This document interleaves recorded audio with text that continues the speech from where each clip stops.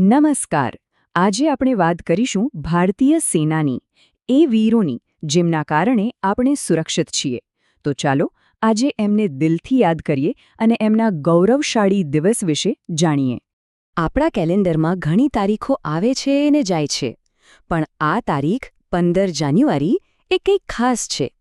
ભારતીય સેના માટે આ દિવસ ખૂબ જ મહત્વનો છે. જી હા, 15 જાન્યુઆરી એટલે આપણો રાષ્ટ્રીય સૈનિક દિવસ. આપણે બધા દર વર્ષે ગર્વથી ઉજવીએ છીએ, પણ ક્યારે વિચાર્યું છે કે આ જ તારીખ કેમ? આની પાછળ એક બહુ મોટો ઇતિહાસ જોડાયેલો છે. ચાલો આજે એને જ સમજીએ.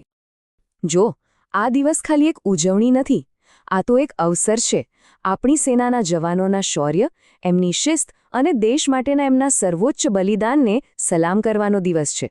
આ આખી વાતનું મૂળ છે ને, એ વર્ષ 1949માં છુપાયેલું છે. એક એવું વર્ષ જેણે ભારતીય સેનાની તસવીર જ બદલી નાખી. એ જ દિવસે એટલે કે 15 જાન્યુઆરી 1949ના રોજ ભારતીય સેનામાં એક બહુ મોટો અને ઐતિહાસિક બદલાવ આવ્યો.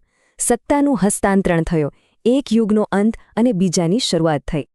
અને આ મોટા બદલાવના કેન્દ્રમાં હતા જનરલ કે.એમ. કરિયપ્પા.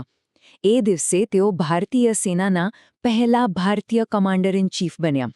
અંગ્રેજો પાસેથી સત્તા એક ભારતીયના હાથમાં આવી. આખા દેશ માટે કેટલી ગર્વની વાત હશે ને?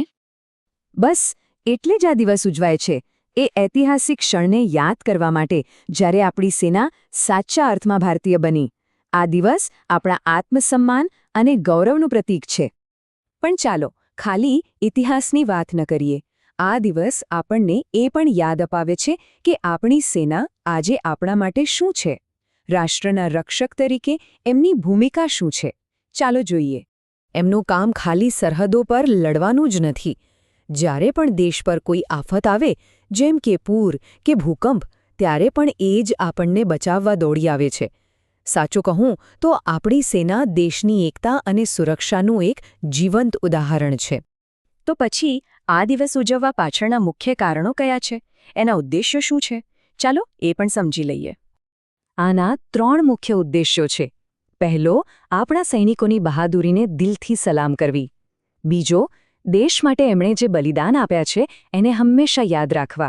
અને ત્રીજો, જે ખૂબ જ જરૂરી છે, એ છે યુવાનોના મનમાં દેશભક્તિની ભાવના જગાવવી. એક સવાલ છે જે આપણે સૌએ પોતાની જાતને પૂછવો જોઈએ. જ્યારે આપણે આપણા ઘરમાં શાંતિથી સૂતા હોઈએ છીએ, ત્યારે બર્ફીલી ઠંડીમાં સરહદ પર કોણ જાગતું હોય છે? અને જવાબ બહુ સીધો છે. એક સૈનિક એ સરહદ પર જાગે છે. એટલે જ આપણે અહીં શાંતિથી રહી શકીએ છીએ. આપણી શાંતિ એમની જાગતી રાતોની દેન છે. તો ચાલો ને આજે આપણે સૌ સાથે મળીને પૂરા દિલથી આપણી બહાદુર ભારતીય સેનાને એક સલામ કરીએ. જય હિન્દ, જય ભારતીય સેના. આપણી સેનાને હંમેશા શત શત નમન. જય હિન્દ.